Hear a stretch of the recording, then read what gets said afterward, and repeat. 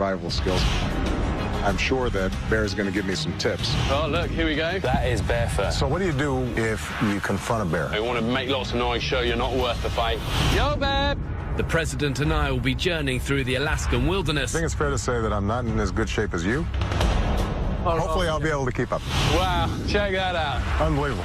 Where we'll see the effects of climate change firsthand. When you took over as president, that glacier was here.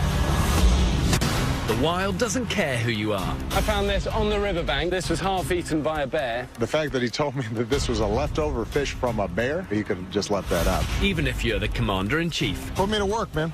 You're about to see a side of President Obama. I made you this morning. Great president, but a lousy cook. I promise you, it's better than anything that you've ever had on this show.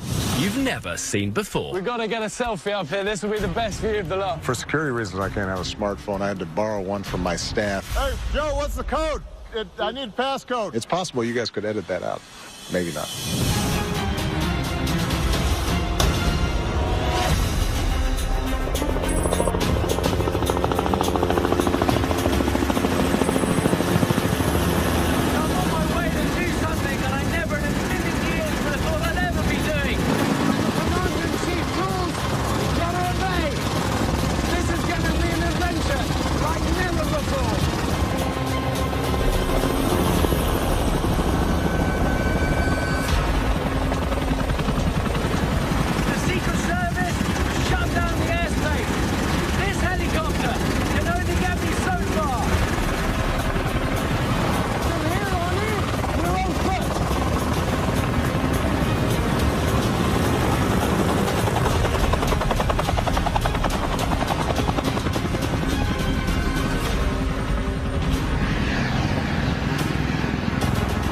As president, I am in what's called the bubble. And Secret Service makes sure that I'm always out of danger, which I very much appreciate, but can be a little confining. In fact, every once in a while when I go off track, if I do something unexpected, the phrase we use is that the bear is loose. And somebody tries to grab a tranquilizer gun, make sure that they get me back in the cage. So to be with bear in the woods, it doesn't get any better than that. That's why I'm heading down to the wash, and that's why I should be meeting him. There's one meeting I don't want to be late for. I don't claim remarkable survival skills. I can probably put up a pretty wobbly tent. I might be able to make a fire. I know the bear generally eats just about anything. I'm going to probably stick to some stuff that isn't going to cause me significant stomach problems, because I got a lot of work to do after I finish this show. I'm at the RV point, waiting for the president, nervous. This, for me, is definitely the biggest thing I've ever done in my life. We've taken some amazing people on adventures, but to take the leader of the free world, I just never really imagined it would happen, to be honest. I just really hope I don't get too tongue-tied, because when I get really nervous, I find it really hard to speak. Bear! Hey, Mr. President. How you doing? How do you do, sir? Good to see you, sir. I'm Bear. How are you? Yeah. It's wonderful to meet you. What a great place to meet. It is spectacular. When I first saw him, we were standing next to each other. I can tell it's going to mean a lot to him, this journey. And for me, it's such a privilege to be taking him. This is the first time that I've been able to actually travel other than just the Air Force base to refuel. So, okay, so first time... First time, setting foot in Alaskan wilderness. Amazing. And it's good company to keep. Thank you. This has got to be one of the best days of my presidency. First of all, I'm not in the office. Second of all, I'm not wearing a suit. Well, we've got a bit of a journey ahead of us. Let's do it. The president and I are here to see Alaska's exit glacier. In recent years, this massive glacier has been receding at an alarming rate due to climate change. We're going to journey across a glacial outwash and through a dense forest to reach the glacier. We're going to try and get to the snout of the glacier. I think it's fair to say that I'm not in as good shape as you. I don't know. You look incredible. As presidents go, I'm in decent shape. You're not hopefully wrong. I'll be able to keep up. Right, we go. Well, we're in bear country for real. Yeah. So we're going to be smart. They're notoriously lacking in respect for rank or anything. So we're going to look after each other. I've got some bear spray. There you go. That's the last line of defense. There you go. Let's do it. I feel bad that I'm looking so... You look good, I look man. like the cat or something. No. That's how you're supposed to look. You know what? If you were looking too clean, I'd be suspicious. I caught a glimpse of myself in the camera lens earlier, and my first thought was, my mum is going to kill me looking like this with the president. Well, I don't think there are rules for the president. I do think that, there are rules for the Queen. So you've met the Queen? I have. She's one of my favorite people. She has a great sense of humor, but she doesn't suffer fools very well. She doesn't, and I think she thinks I'm one, because I met her, and she said, this was years ago, and that's just when we got back from Everest, and she goes, and your name is? And I went, I can't even remember my name. I couldn't talk. She moved on. I thought, I've blown it. My one chance, I've blown it. Well, listen, I really enjoyed watching your shows and your work, and one of the main purposes of our trip here is to highlight the effects of climate change and what's happening to the planet. And people need to see it and feel it, as opposed to just reading a bunch of numbers on a page. Well, you're so right. I think speeches are one thing, but, I mean, we live and breathe this stuff every day because we're out in it, and we see the harsh kind of reality of it. And a lot of it, actually, is quite shocking. That's exactly right. And, I've got 2 daughters, and I don't want grandkids too soon, but eventually I hope to have some. I want to make sure that this is there for them, not just for us. For sure. The thing is, if we don't, it will go, and you can't get it back. It doesn't come back. Yeah. Okay, we're going to come and show you this. Let's do it. Okay, so here, choices. We can either hit the river. It's going to be cold, fast-flowing, dangerous. We're probably better off tucking up this little re-entrant through the forest. Let's do it. And do it that way. Come on. All of this alder forest is pretty dense. It's hard work to get through, but also I'm super aware it's classic bear territory. And, you've got the President of the United States with me, so we've just got to take our time and get it right in here. Coming up. Oh, look, here we go. That is bear fur. You know when bears are most dangerous? When's that? If you surprise them, fornicating. Well, I think that's probably true for humans as well. No, that's true, yeah. We can cook on that. So my goal is to cook you the presidential lunch of your life. I've seen some of the things Bear eats. Hopefully, he's got something that you might see on a plate. So normally when we do these journeys, it's a pretty small team that makes it happen. But when you're dealing with the president, obviously it's a little bit more involved. You've got the Secret Service, the White House staff, the press corps. It's a lot of people to manage. So there's even a guy out here who checks that everything that the president eats is safe.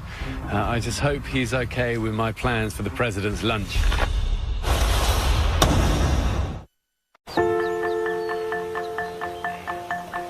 So where did your love of the outdoors come from? Well, growing up in Hawaii, I was more of an ocean kid than a mountain kid. But there's some beautiful mountains in Hawaii, and I used to go up with my friends, just get a beat-up old tent. Did you really? Yeah. So when you were that age, did you ever think, I might be president one day? No, definitely not. It was never... I think it's fair to say that not only did I not think it, but nobody else did either. Genius, genius. Yeah. Oh, look, here we go. What do we got here? That is bear fur. But, it's no surprise they're going to use this route to come down to the river to feed. So there you go. That is brown bear fur. Bear showed me some bear fur, which is the first time I had seen that stuff up close. It's more delicate than I would expect. But yes, that means we're just going to be... You got to be careful. Yeah. Absolutely. You know when bears are most dangerous? When's that? Feeding. Yeah. Protecting their young. Right. If you surprise them. Right. Fornicating. Well, I think that's probably true for humans as well. No, that's true, yeah. So what do you do if you confront a bear? I mean, I've heard stories that rather than run, because they're going to be faster than you by a mile, that you have to stand your ground.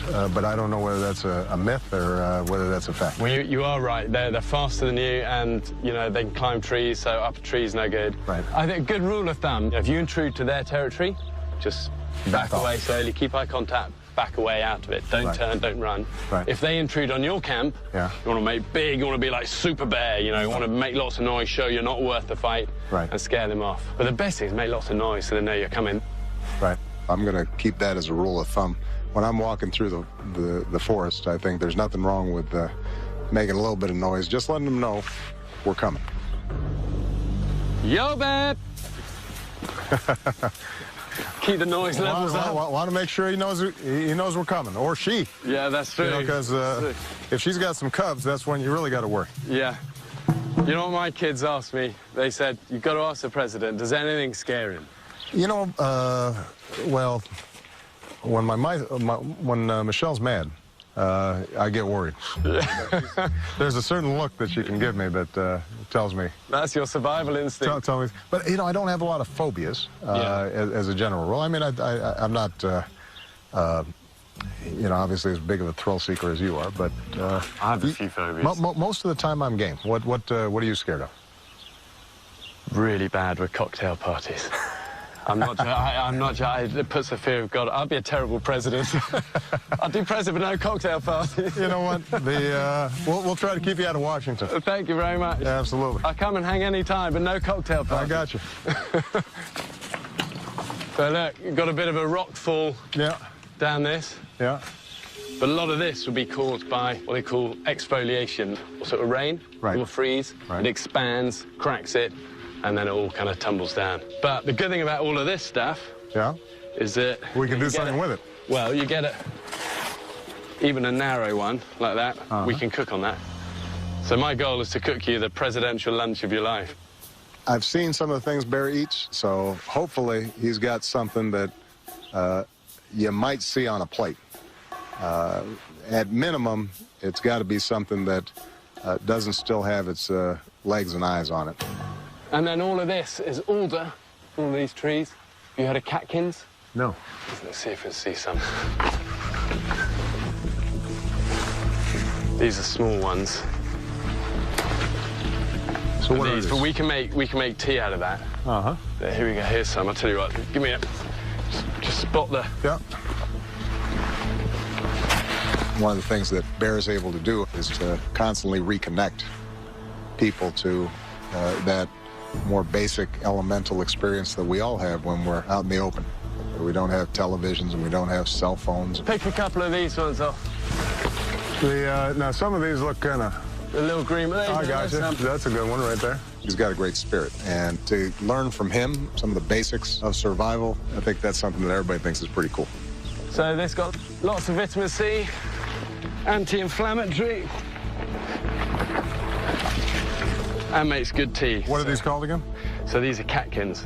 All right. That's going to be tea later. Let's do it. Okay, let's keep moving. I'm hoping we're going to get a view up here. All good? All good. Wow, check that out. Look at that. Unbelievable. This glacier is attached to this massive ice field. This is the tongue of it, Yeah, the Harding ice field. This is the largest ice field in the United States, covering 300 square miles. But it has shrunk an alarming 812 feet since 2008. But the crazy thing is, when you took over as president, 2008, that glacier was here. Yeah, that's so how much we've lost. Exactly, yeah. Just in that short period of time. When you see this glacier, it gives you a sense of the magnitude of them. But what you're also reminded of is how far it's already receded, and just since my presidency. And it underscores once again why it's so important for us to pay attention to climate change and understand that there's something that we can actually do about it. Coming up, we've got to get a selfie up here. This will be the best view of the lot. For security reasons, I can't have a smartphone. I had to borrow one from my staff. Oops, I did. Oh, come on, President, you've done it again. This is excruciating. This is a sign that I don't have a smartphone. I've had to swim in this a lot. Have you? The worst. Yeah, naked. Yeah, that's not something we're going to do either. So safety is always our main concern on these journeys, but with the president, obviously it got taken to another level. So we had sniper teams all the way along the route in the mountains, and just before we started filming, a military helicopter started circling the area above us. And to be honest, I have no idea, you know, what they're up there looking for. Actually, I'm not even sure I want to know.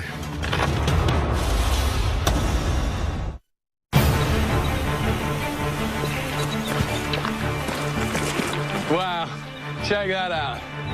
Look at that. Unbelievable. That's cool, isn't it? It's quite a special moment when we come out of the forest, come over this rise, and bam, right in front of us is this huge, giant white face of the snout at the end of the glacier. And we just kind of had a moment of taking it in and him realizing this is why he's fought so hard for all he's doing to try and protect our planet. You know, most problems in the world, as tragic as they may be, are fixable. You know, you can reverse trends. This is one of those trends where if it starts accelerating too fast, then we can be too late. But the key is over this next decade, for all the countries, all the big emitters, the United States, China, the European countries, to make sure that we are putting in place a global agreement. And the good news is that technology is advancing much more rapidly than I think even I anticipated. When I came into office, solar power was still significantly more expensive than power generated from fossil fuels. And there's no reason why we can't transition entirely off of fossil fuels, but we've got to get started now. And that means everybody's got to participate. Simple things like turning off the lights, buying a fuel-efficient car, maybe an electric car. Those things make a difference. They add up. I think kids want to be part of that. They want to make it. I mean, we live in a place, this little island, and it's 100% off-grid. You know, it's wind and solar power. And the kids love it, because the whole thing is an adventure.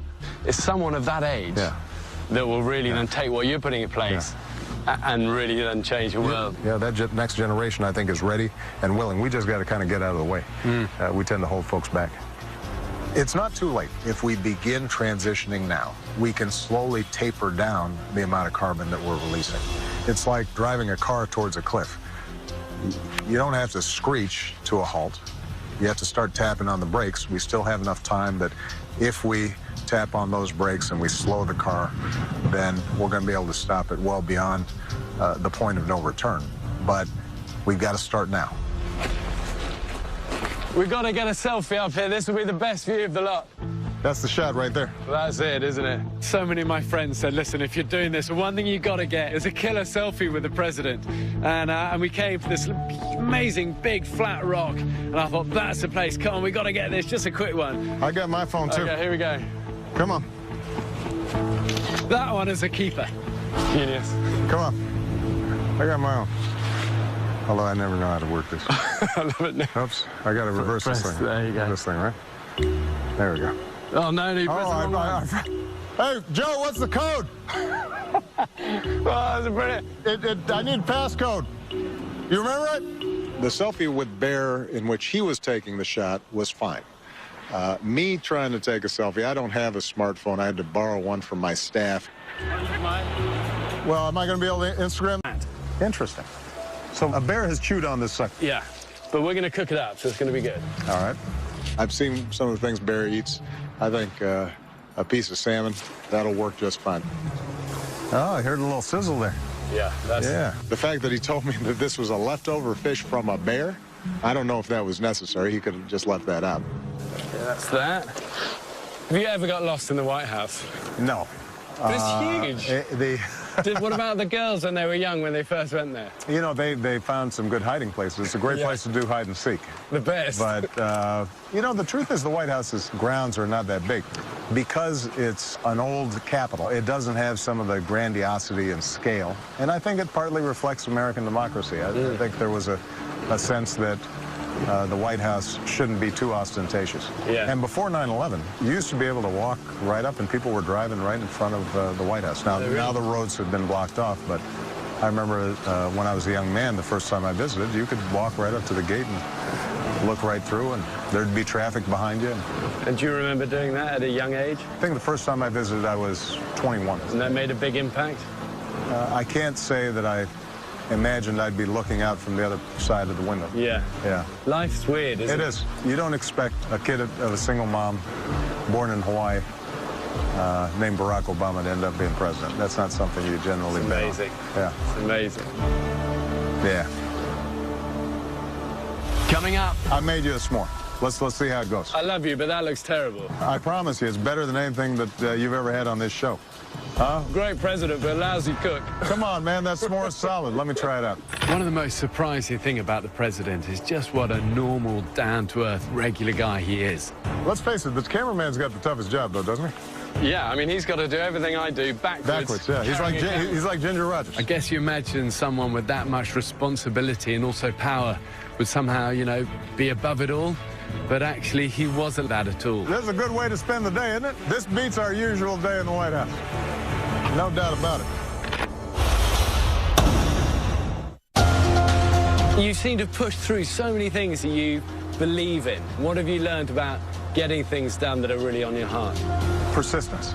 I'm a big believer in persistence. They've done studies of kids growing up in important neighborhoods or war-torn regions of the world, and the kids who survive it and thrive, it's not necessarily the smartest kid. It's not necessarily the strongest kid. It's the most resilient kid. And I think that's true in just about every circumstance. A lot of stuff that you try is not going to work. But if you stay determined, typically you can make real progress. And you have to have something of an even keel so that you don't get too high and you don't get too low in order to stay determined. You know, one of the things that I try to tell my daughters is don't believe the hype when things are going good, and don't despair when things are going bad. Yeah. It's funny. Kids are such a good foil, aren't they, to remind us of those sort of values, you know, because we all have days where we feel a bit beaten up. Absolutely.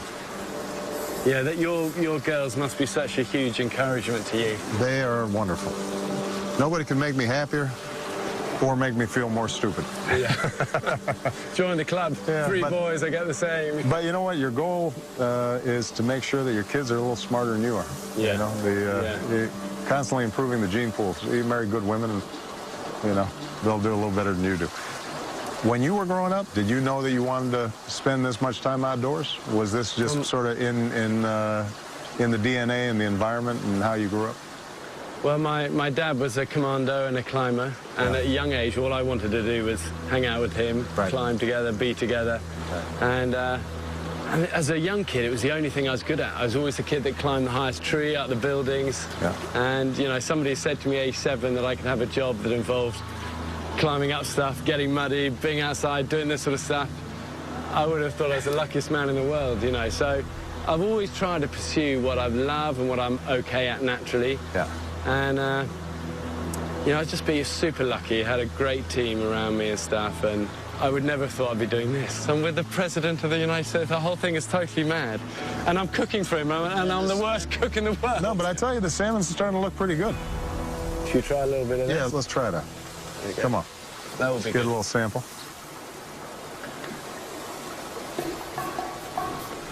That's tasty. Can still smell the bear breath on it. I tell you what, though, that's good. Good, well, it's fresh. That's proper Alaskan salmon for you. Bear's a mediocre cook, but the fact that we ate something recognizable was encouraging. It would have been nice if we had had a cracker to go with it, but that's all right. Those things are hard to pack. Do you have a faith that's important in your life? Absolutely. I think it was my favorite president, President Lincoln, and I'm paraphrasing here, but he said, if you weren't a religious man before you took office, you will be humbled and on your knees and praying to God for some help.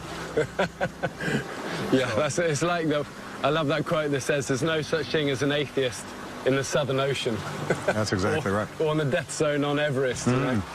And that, too, is, I think, part of determination and resilience. But that also is what keeps an even keel. Yeah. And what do you kind of want to be the legacy? If you had to pick one thing as a legacy of your presidency? Well, you know, we've provided health care to millions of people who didn't have it. We repaired an economy that was globally on the brink of a Great Depression.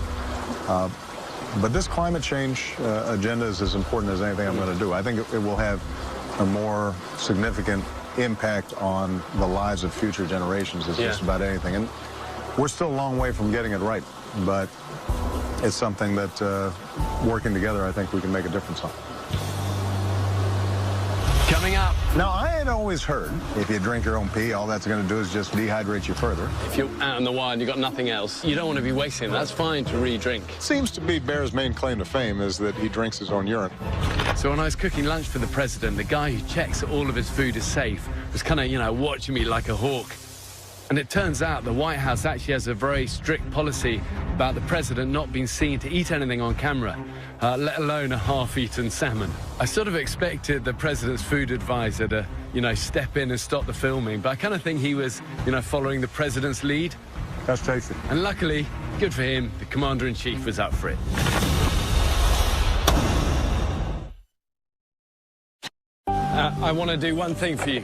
Normally my guests get terrible food. Yeah. They get bugs and all of this, but you're the president, so I'm going to make you the best dessert you'll ever have. What am I going to have? I've learned so much from so many good American friends, and the best thing I've learned is the s'more.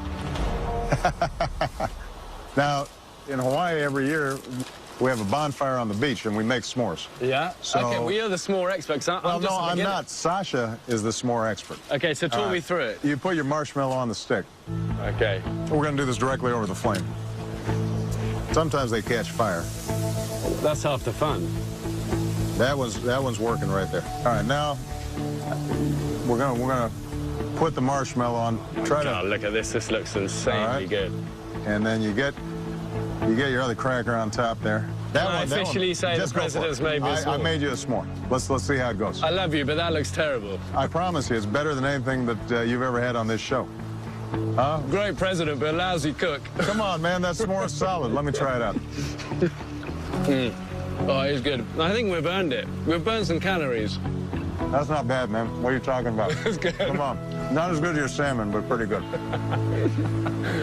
You know, when they announced that we were doing this, there was a petition on the White House. What'd they want me to eat? They said, you got to get the president to drink his own pee, and all the Secret Service went, you'd end up in some jail somewhere, you know.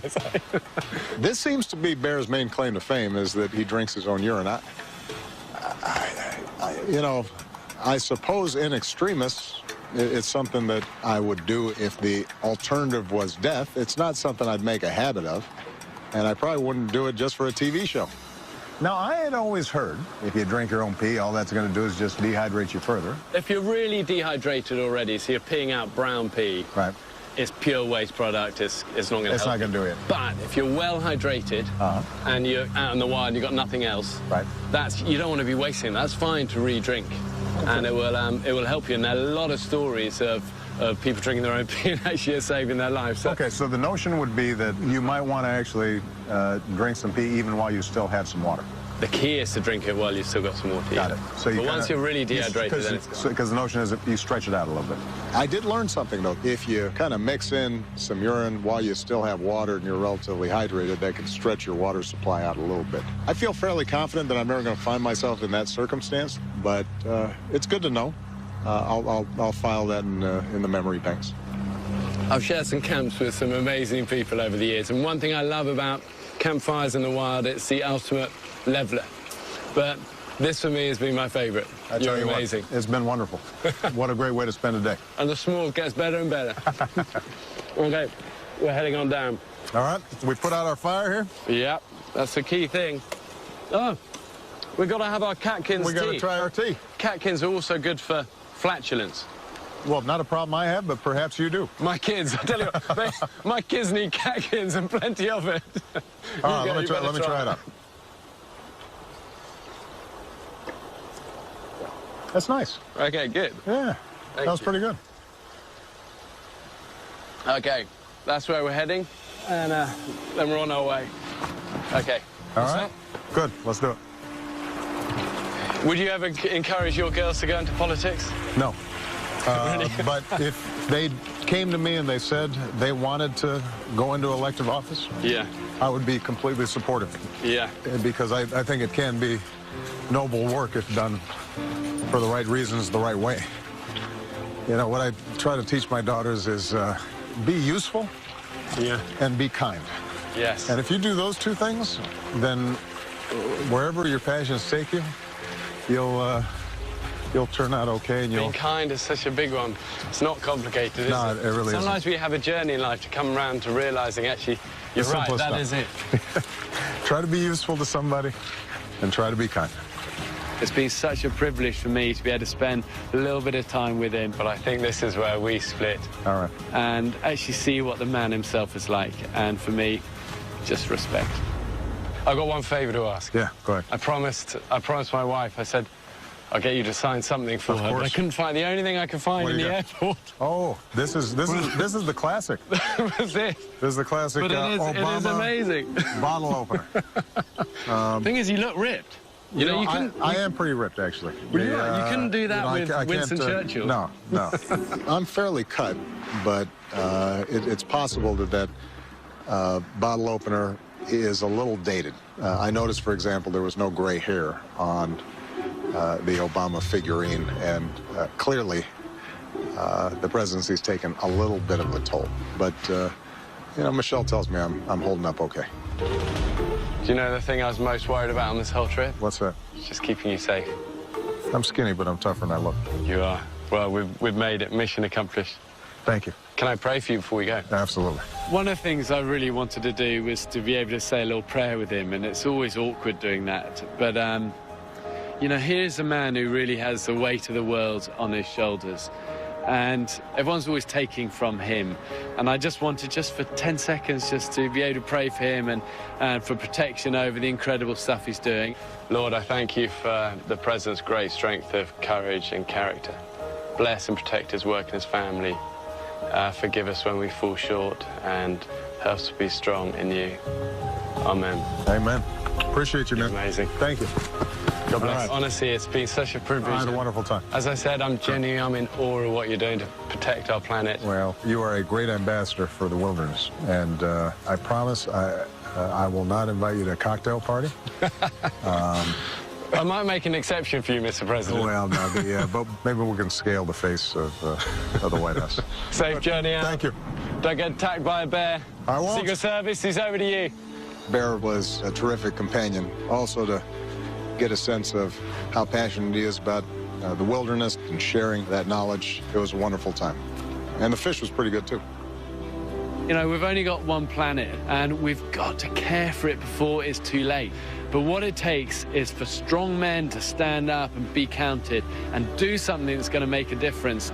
I feel a real kind of care for this protection and love he has for the planet, and I really want to champion what he's doing because it is remarkable.